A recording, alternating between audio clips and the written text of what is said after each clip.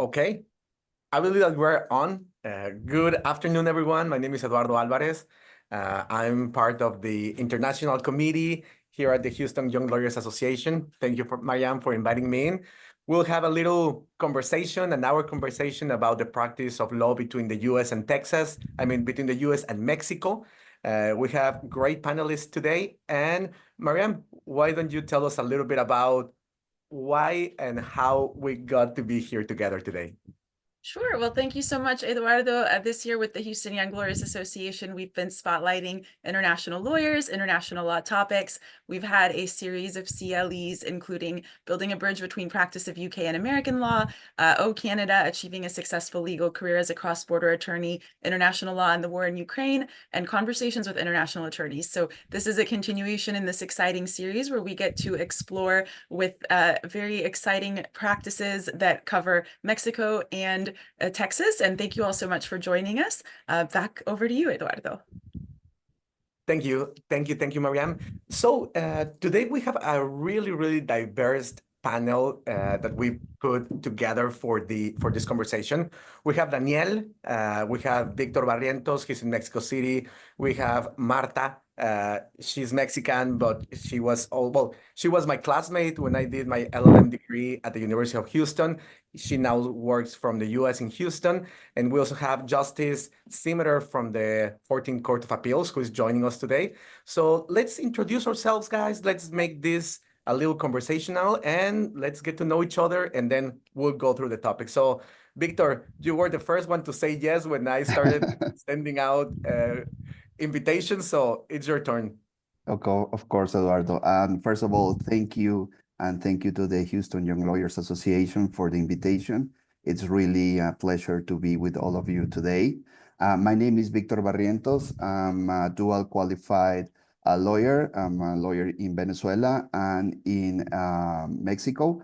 I passed the bar exam, but I'm not admitted to the bar yet. That's why I'm not saying that I'm triple qualified yet. I'm in the process of doing that.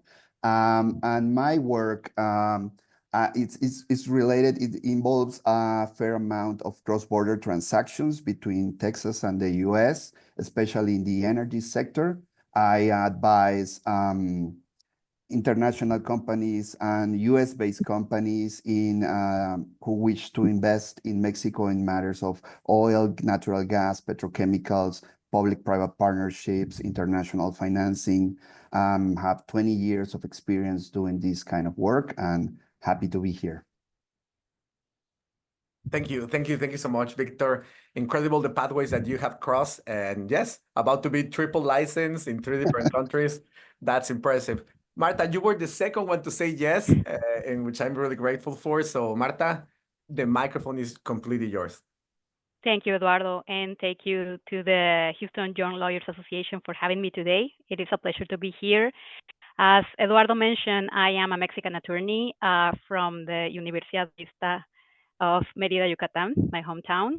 I also hold a master's degree in public policies and government from the Universidad Panamericana. I am currently a candidate for an LLM in U.S. law at the University of Houston, and my last class was yesterday, so I'm very happy for that.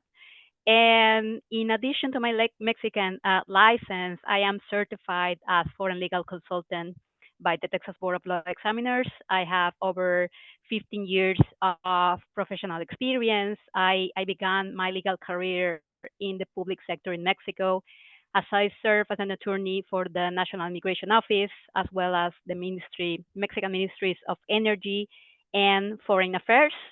And over the past, I would say 10 years, I have worked in the private sector, initially as an in-house counsel for an international energy company.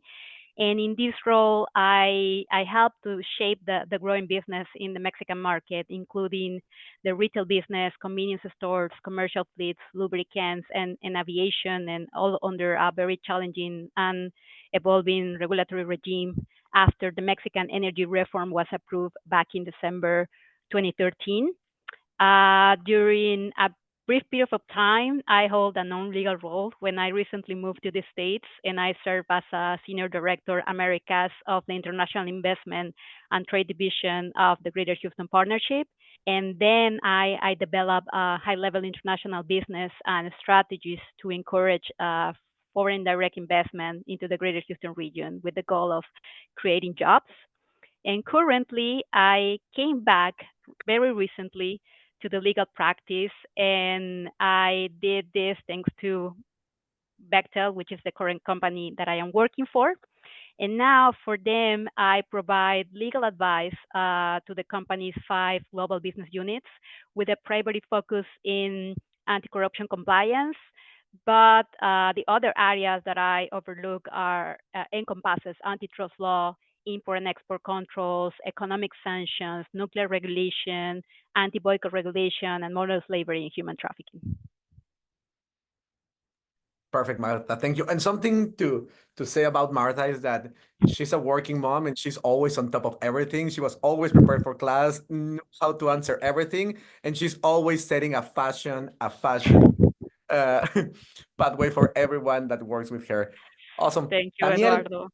it's your turn, sir. So tell us about you. We met each other at the University of Houston when you were also speaking on international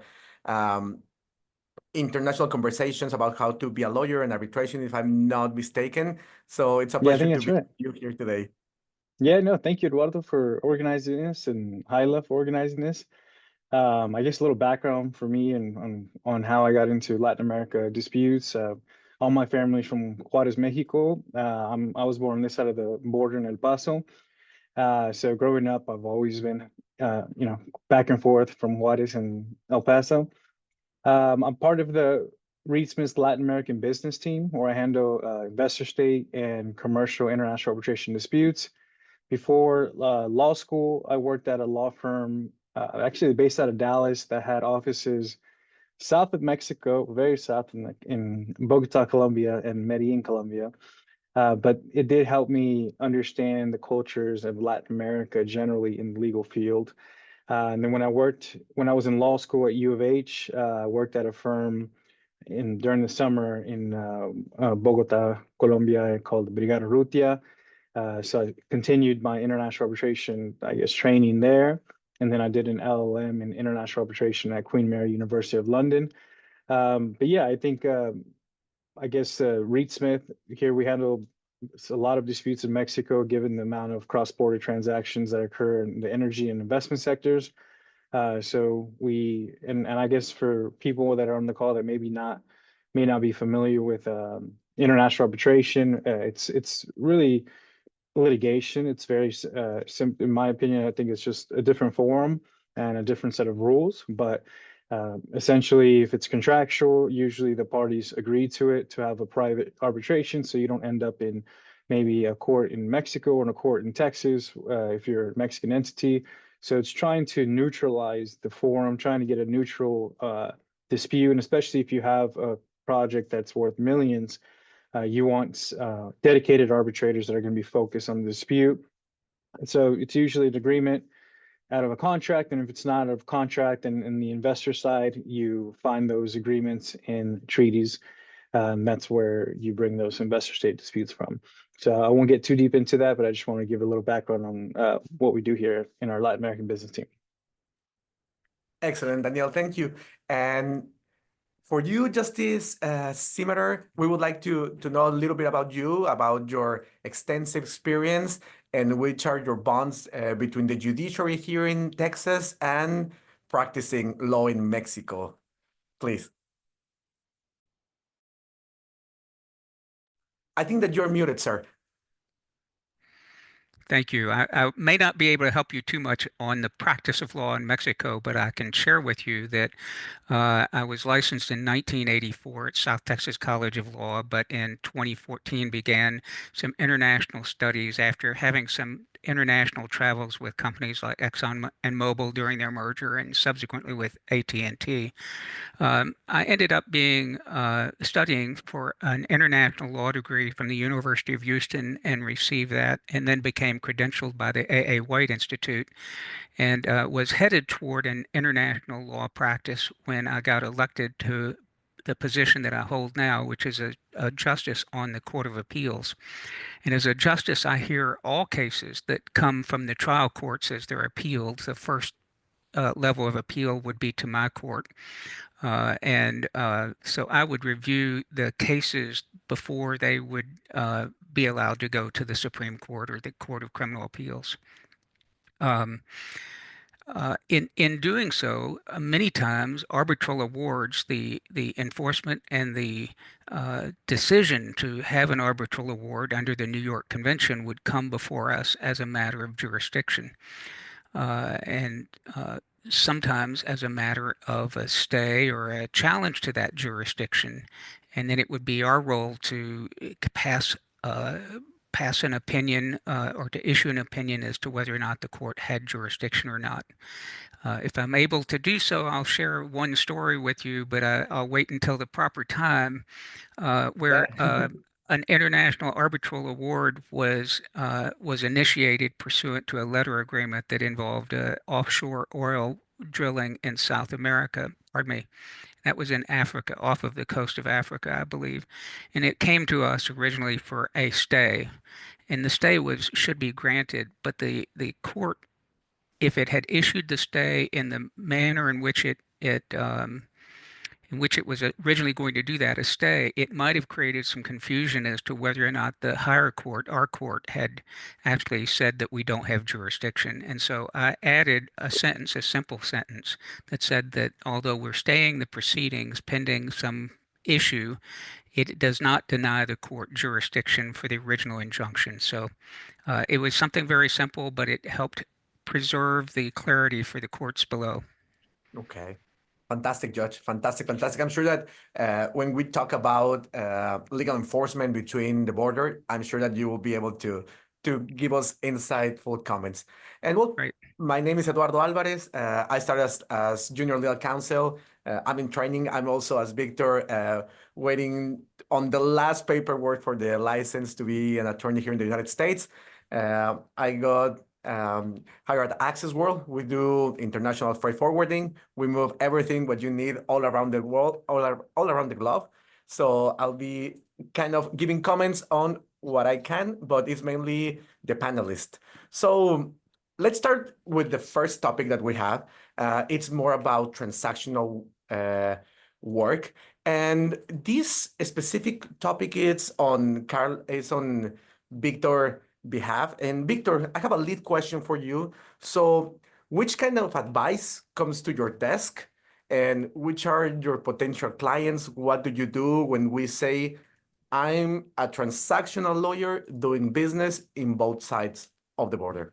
Thank you, Eduardo. Yes, as I said, my practice focus on transactional work and regulatory work between Mexico and the US, and also in other countries in Latin America. So I represent mainly international companies that wants to do business in Mexico, and all the regulatory aspects of infrastructure projects for the generation of electricity, construction of refineries, EPC work for the construction of the facilities, also commercialization agreements. So all those kinds of topics that involve maybe more than one jurisdiction. So if you want to practice in both jurisdictions, you must be aware of the difference between the common law system and the civil law system, because not all of the legal concepts exist in both legal systems, or even if they exist or are similar, they may not mean the same. For example, in most of the civil law jurisdictions, there is no such thing as punitive damages, for example. So you must be aware of those issues, and also another range of more broader issues that will impact the transaction and could impact your clients. For example, FCPA concerns, investment treaties, international arbitration as dispute resolution mechanisms, also limitations in international trade and limitations in borders, regulations in the logistic and transactions at the international level, Incoterms. So there is a broad range of transactions, of issues that you must be aware of in order to represent your clients to the best of your abilities and in an effective way.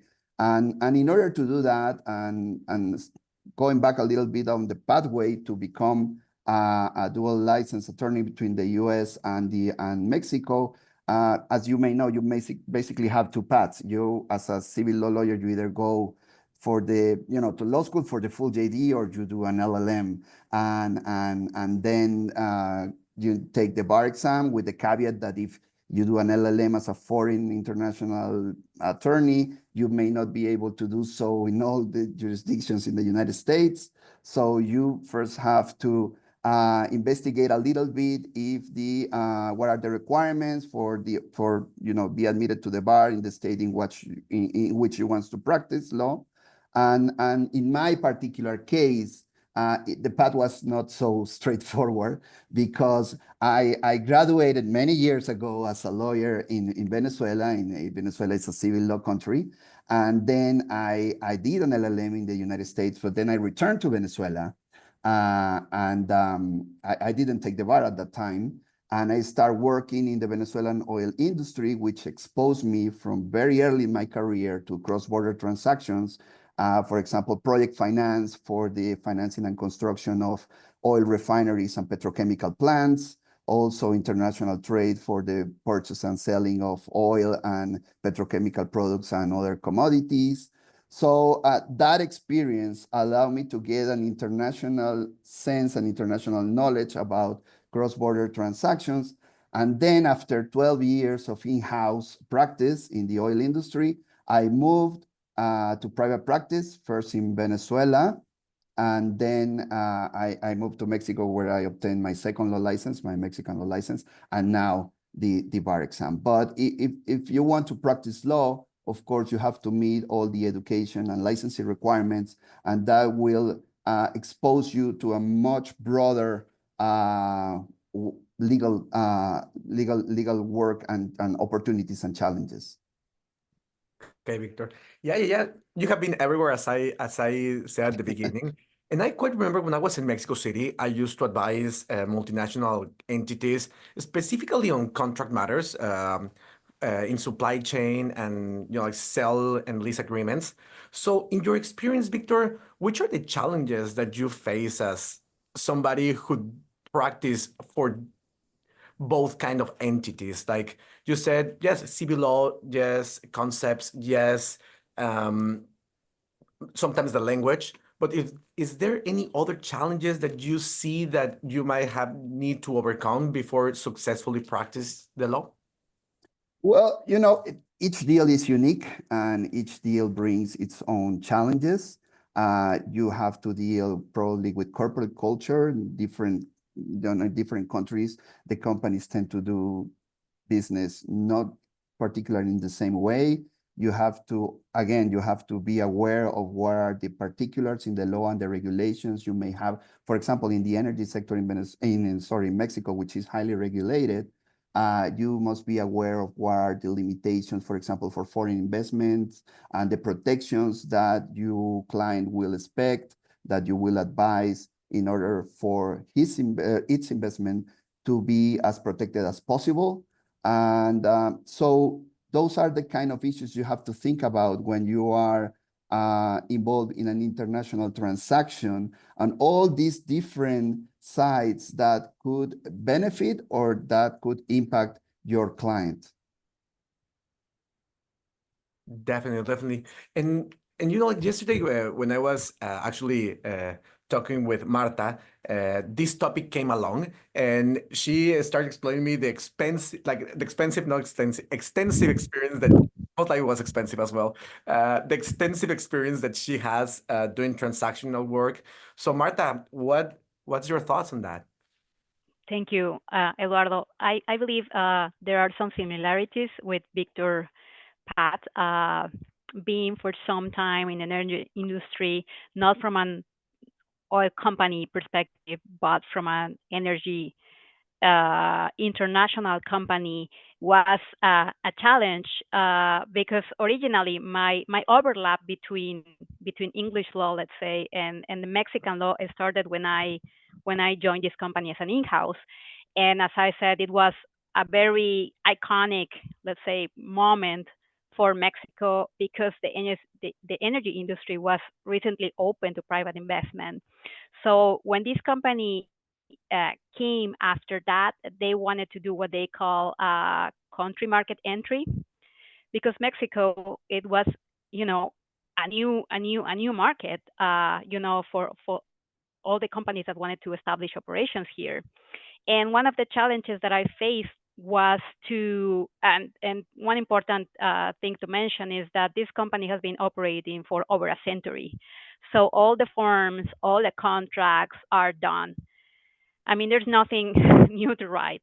But the issue is that those forms are based under English law. And obviously, they are designed for mature markets. And that was not the case for Mexico. So one of my challenges is to try to adapt those contracts into the Mexican reality and make them enforceable under Mexican law. And it took us several months to do that work. We had the support of external law firms also, but it was a challenge. And also when I had to deal with two different JVs, one for the lubricant business, in which we migrate the model from a macro distribution model to a JV with a local partner, and the same with the retail business in Mexico. We faced a lot of different challenge between the Mexican law and the forms that we had internally. Definitely. I think that in my experience as a student, when I start transitioning from my practice of law here in the United States, that was one of the most challenging things, to get to know the concept, to contrast them, because I had like my Mexican way of thinking, the law mindset. So it was like, oh, that's not the same. And then I would argue and bring it out, but I still was needed to learn the other part. Well, yeah, and the different changes. I mean, the different type of law. The thing with labor laws, taxation, the regulatory piece. You know, even the cultural differences between negotiating a contract in Europe, in the U.S., and in Mexico are fundamentally different. Yeah. So that is also a challenge that is not technical, but it's real. But it is real, but it happens. Yes. Yeah, and that leads us to our second topic of the day. This one is led by Daniel Ávila. Yes, we get transactions done between the US and Mexico. There's deals, there's businesses, there's a lot of money, a lot of shaking hands and happy people. But when the time comes, there's always somebody who would not be so happy, or also things happens, because things happens in life. And there's issues at law that needs to be solved, issues that sometimes they are across the border, issues that sometimes needs to be enforced across the border. So Daniel, you are the expert on commercial litigation and arbitration. And I would like to ask you, what are your thoughts, like considering the different kind of deals that we can have that Marta and Victor just told about?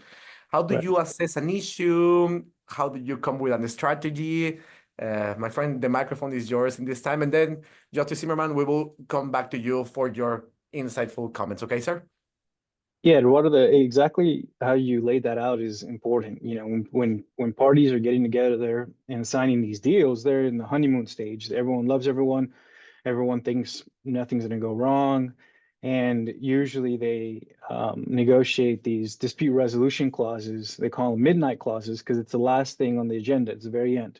No one cares about them, but they're extremely important. I mean, your whole investment is on the line if something goes wrong. And if you're dominantly American-based entity, or at least the lawyers that are working in-house or from the US or here in Houston, you might not have familiarity or trust in court systems in Latin America, or here in this context, we're talking about Mexico. You know, you might not want your billion-dollar energy project to be in front of a court in Mexico where you have little control over it, where you might not have local counsel that you trust. So it's extremely important, and it should be the front thing that's on the agenda when negotiating these cross-border deals, because they're the whole investment.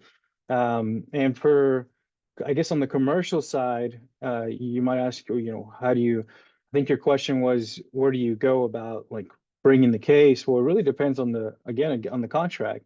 if the contract provides for international arbitration, then wherever the contract takes you, then you're able to bring that.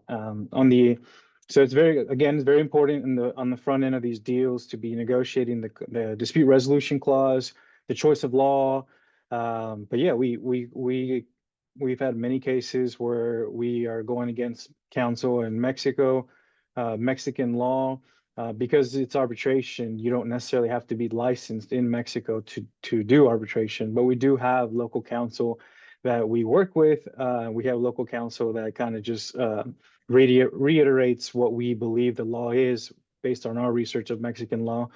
And on the investor side, it's extremely important on how you are, structuring your investment, because if you are dealing in, let's say, Venezuela or in Mexico, and there's no treaty that has arbitration in it, then if the country decides to change the regime that you were under, if the country decides to, they say, your oil, this is our oil, you come here and you take our oil, is usually the story. If you're not protected by structuring your investment through maybe a treaty in Netherlands, maybe a treaty through Panama, whatever the specific country has signed. Just for context, for people that might not have context in these treaties, countries sign bilateral investment treaties because they want to induce investment into their country. They want to induce money into their country, infrastructure into their country that they might not have without these bilateral investment treaties. So these countries, you might have heard of NAFTA, you might have heard of USMCA, which now, we don't know the certainty of the USMCA anymore. So it's very important when you make the investment, before you make the investment really, on how you're structuring that investment to make sure it's protected. So in the context, we've had cases where investors, something goes wrong, the country decides to take over the investment or treat it inappropriately, and we're able to bring an international arbitration against the country, and then taking that award to go enforce wherever the assets are. So you might think, well, okay, great, you have a judgment against Venezuela or Mexico.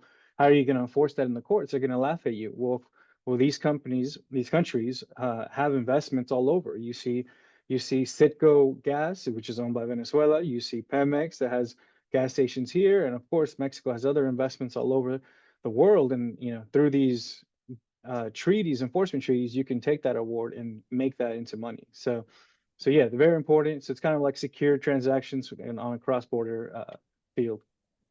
Daniel, if I may comment on that, I think it is also important the choice of law, because that will be the law that the arbitrators will analyze and evaluate in order to render an award.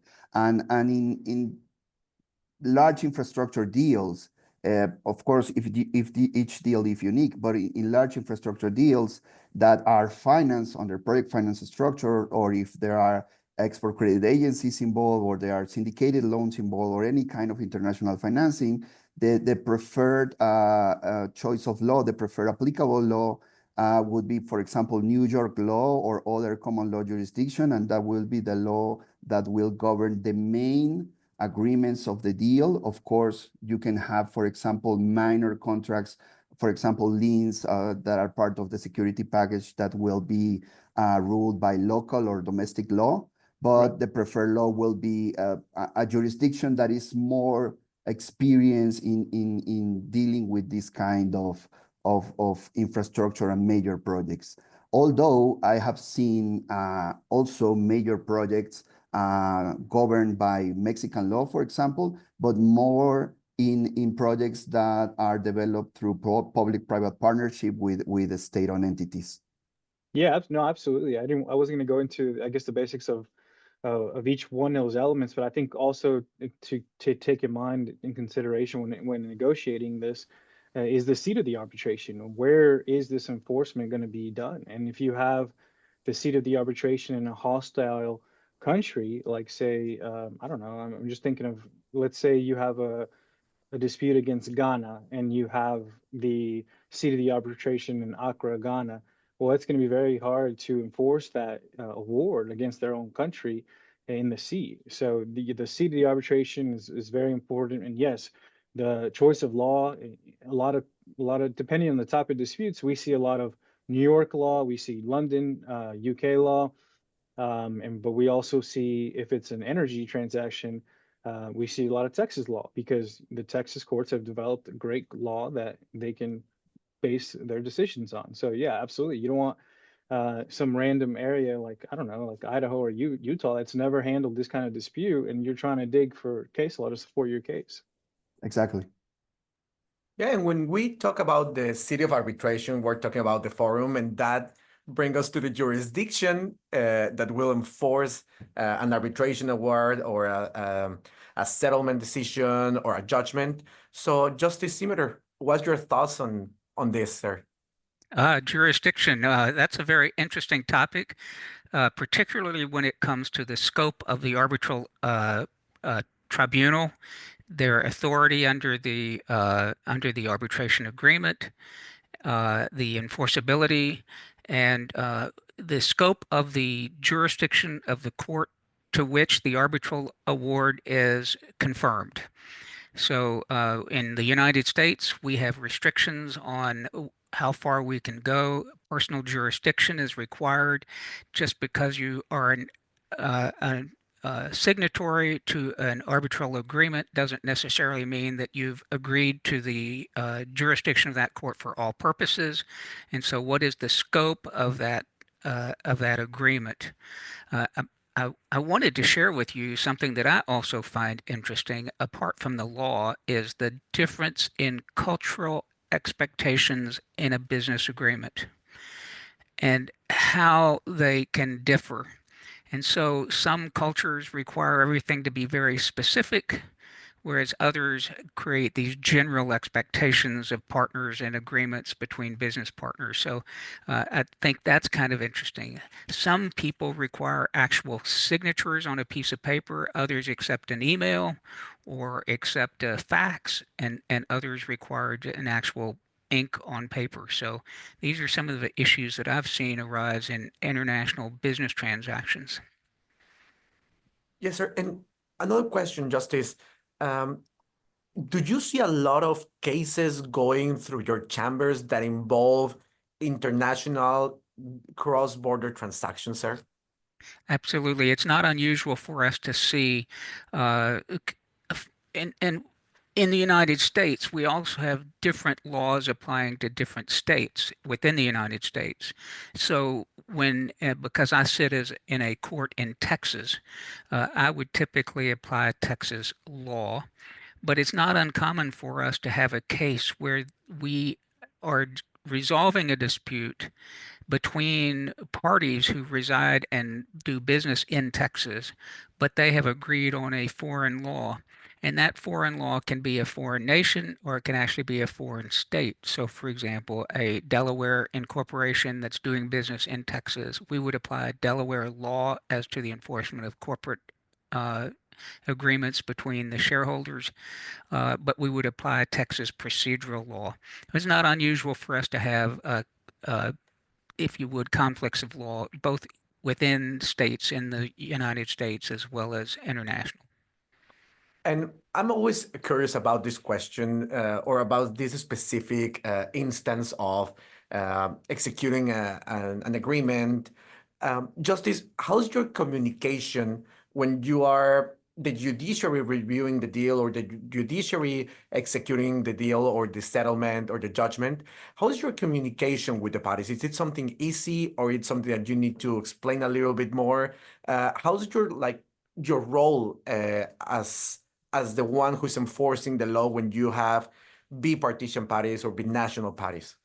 Okay, so that's a really interesting question. So your viewers may be thinking in terms that I'm a trial judge and you're bringing your dispute to me as a trial judge, where I'd be a singular judge to decide your case.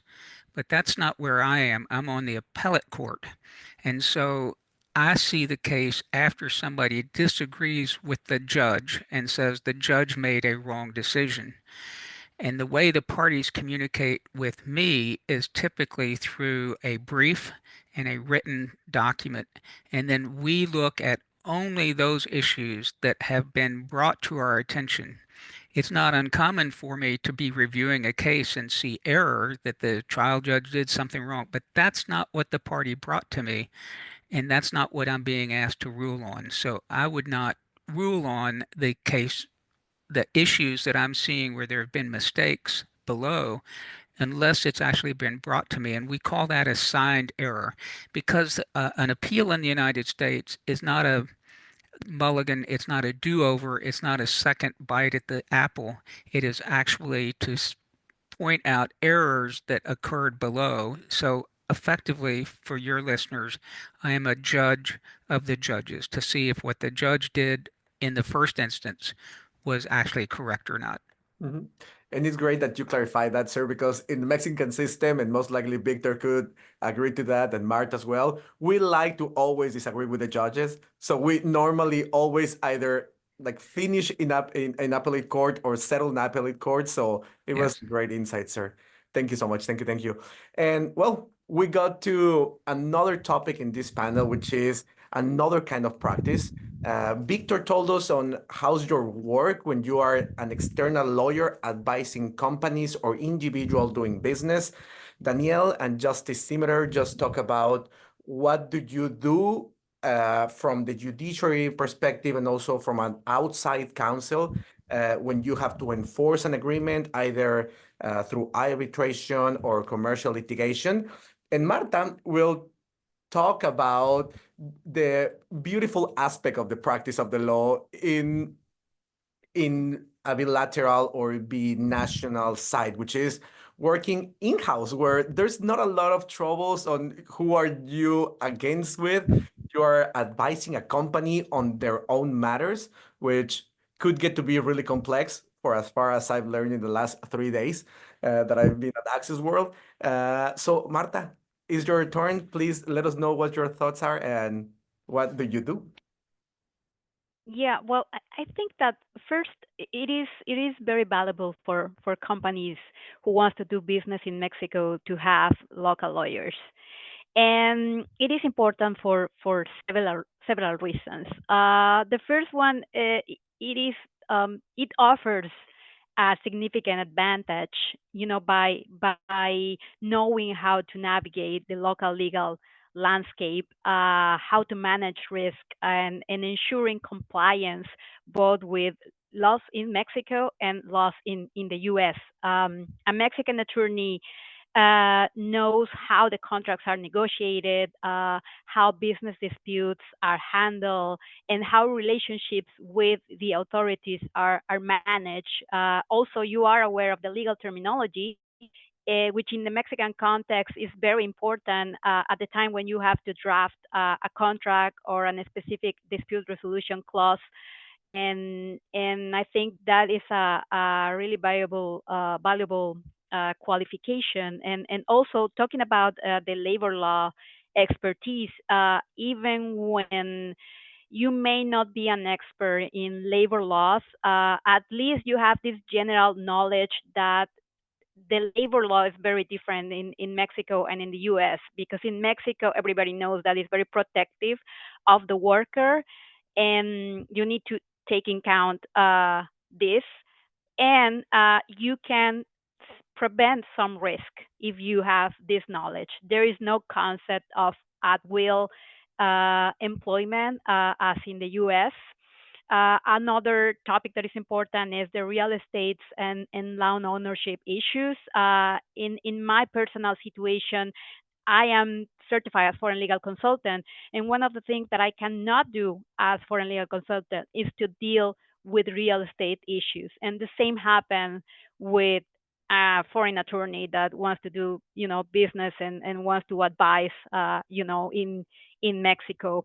And finally, I will say the government relations and the licensing processes in the different countries, that is also different. So either you deal with the authorities or the regulators on behalf of your company, or if you do it through, for example, agents, which in that case, you need to do a very extensive due diligence process to see if those agents or representatives will, comply with high ethical standards of your company, and especially because this can have potential FCPA, implications as Mexico being a high risk country, according to international transparency and other regulations. But there are other significant topics such as tax and environmental litigation, data privacy. When you have a Mexican lawyer involved, you have that benefit of have those insights and be in, see the two sides of the coin. Yeah, definitely. And Marta, question for you. So there's a lot of challenges, a lot of issues, as you have just told us about being an in-house corporate counsel. But once those issues come to your desk, you get an email from someone in the commercial area or from some authority or from the officers of your corporation asking you something that you sometimes know on one side only, and you're not sure on the other side. And that's also a question for you guys. What do you do? Like, what's the process of mind? What's your go-to when that happens? Yeah, I mean, all of those people that you mentioned are my internal clients, and it's funny that you mentioned it because as I recently joined this company, one of the topics that I was assigned to was the modern slavery piece. Some companies operate in some countries, as for example the UK, Australia, or Canada. As the case of my company needs to, publish a modern slavery statement every year to make sure that your supply chains are free of forced labor and child labor and all of that. And honestly, that was a new topic for me. I was a little bit nervous when they told me that I had to do that. But fortunately, there is a lot of expertise within the company. I had to study a little bit and get involved in the topic, but fortunately, I have colleagues that have been extremely kind and patient with me. So I am learning from them, and I am doing the work in that way. If I may comment on that, I think that one of the things I miss from my in-house days is that you get to really know the company that you work for. You really get to know the business and get to know the industry, because as Marta said, you have one client, this is your company, but below that you have many clients, which are the different departments of your company. So, and you are like the first line of response to every problem. So you really get to know the industry and the company that you work for, and I really value that.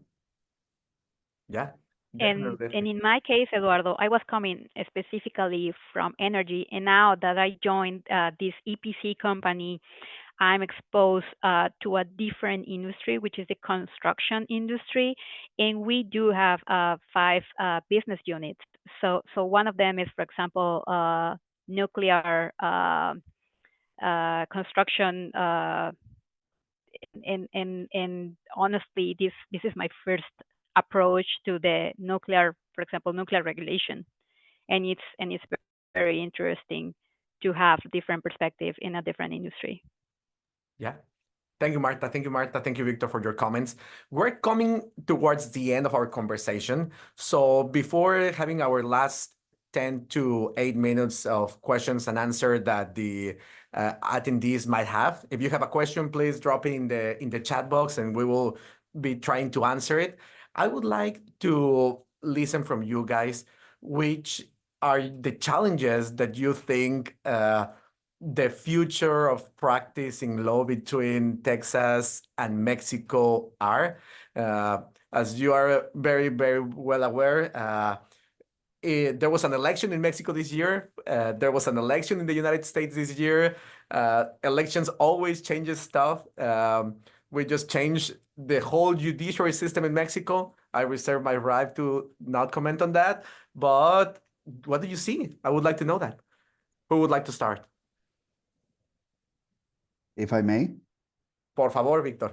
Yeah, well, I will say that, as you said, Mexico legal landscape is changing very rapidly as a result of the recent election, and that the government party has now supermajority in the Congress and can modify the constitution. We have seen two major reforms already, the judicial reform, which is of course very controversial, and the change in the legal nature of Pemex, which is the National Oil Company, and the CFE, which is the Comisión Federal de Electricidad, which is the state electricity company, and the legal nature of those companies. And we have, I believe, more constitutional reforms coming in the next months.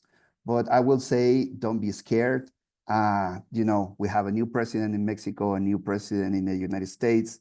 Both will make changes, but the United States and Mexico share one of the most active borders in the continent.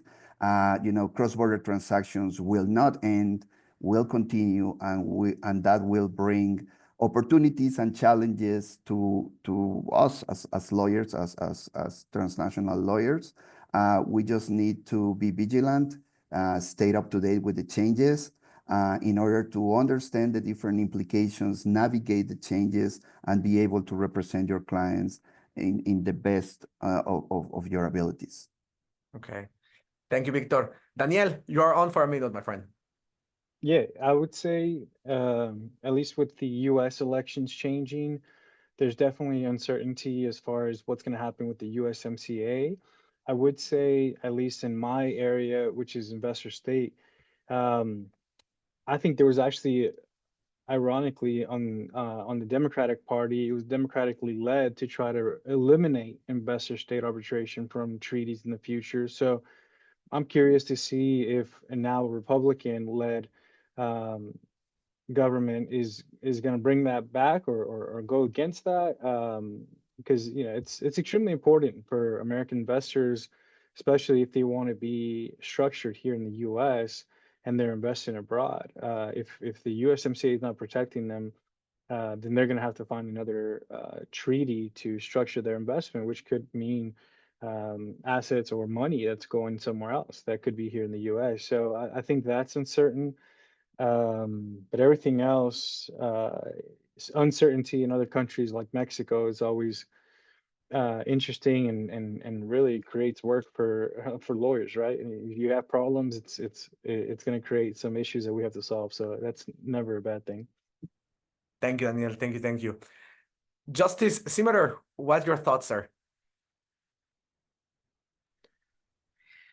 I think that investors are always going to find a way to resolve their disputes, and I agree with Daniel that if the USMCA doesn't protect them, they'll find other methods. But I think that the New York Convention is here to stay. I don't think it's going to go anywhere. It's the only enforcement mechanism that I know of that is global in scope and seems to be solid. So if you are having issues with any particular treaty, I think you can probably work around it through your arbitral agreement within the New York Convention.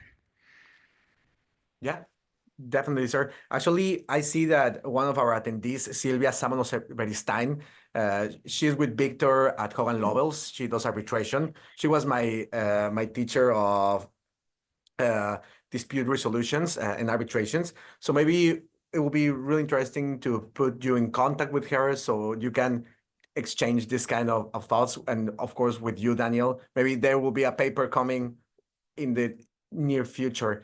Marta, your time. What do you think? I see some challenges in the privacy and the data protection space, more strict data privacy protection in both countries, particularly for personal data or sensitive information.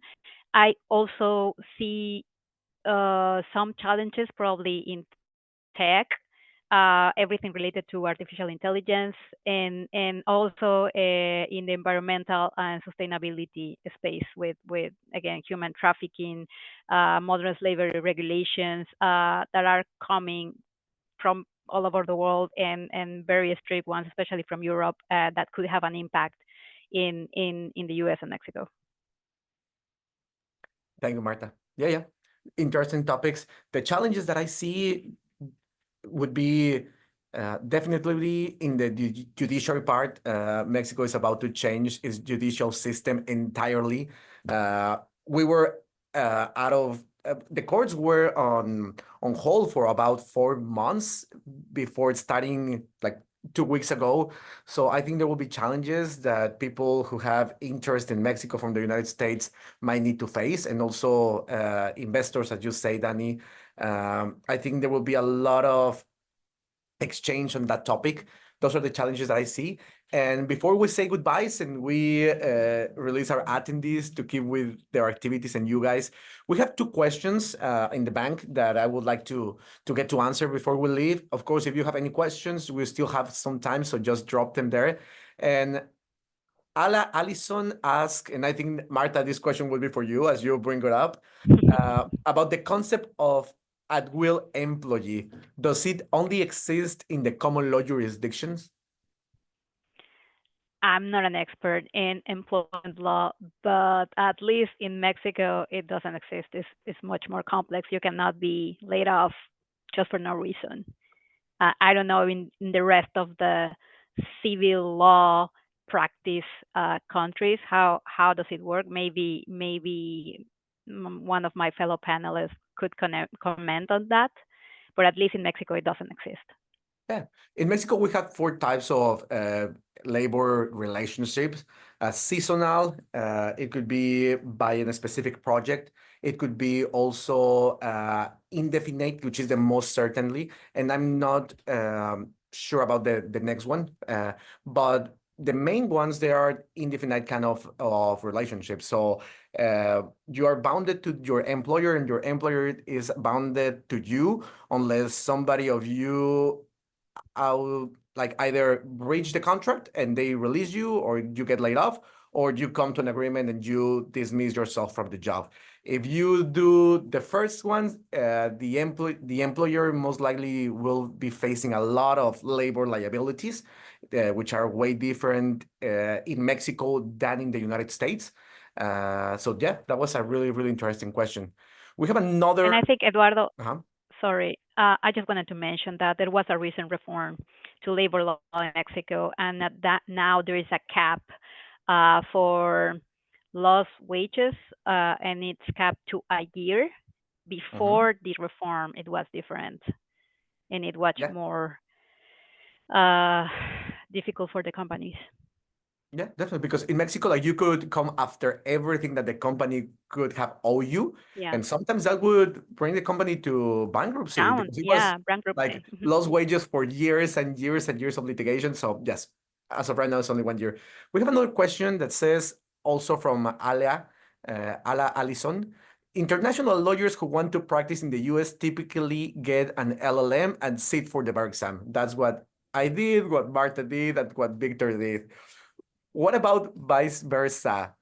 What does American lawyers have to do to be able to practice in Mexico?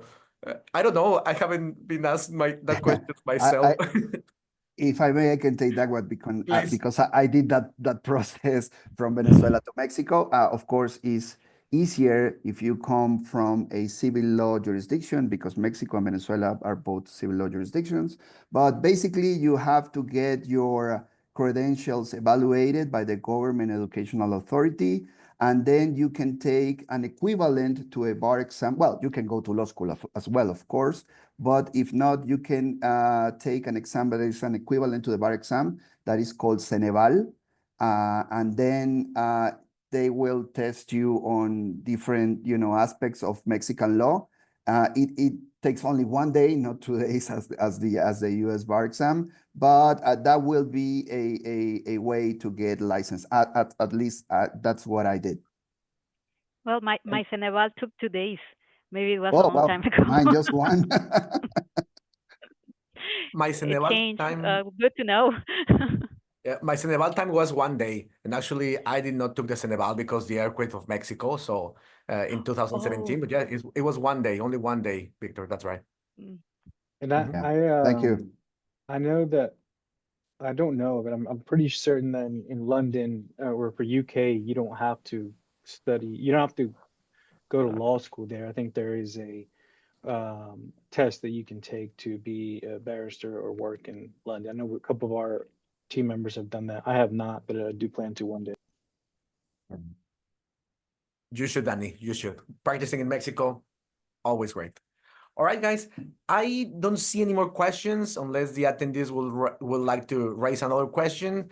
If there's not, I would like to thank all of you. Thank you so much, Victor Barrientos from Hogan Lovell. Thank you so much, Marta from Bechtel. Thank you so much, Danny Ávila from Reed Smith. Thank you so much, Justice Zimmerer from the 14th Court of Appeals here in Texas.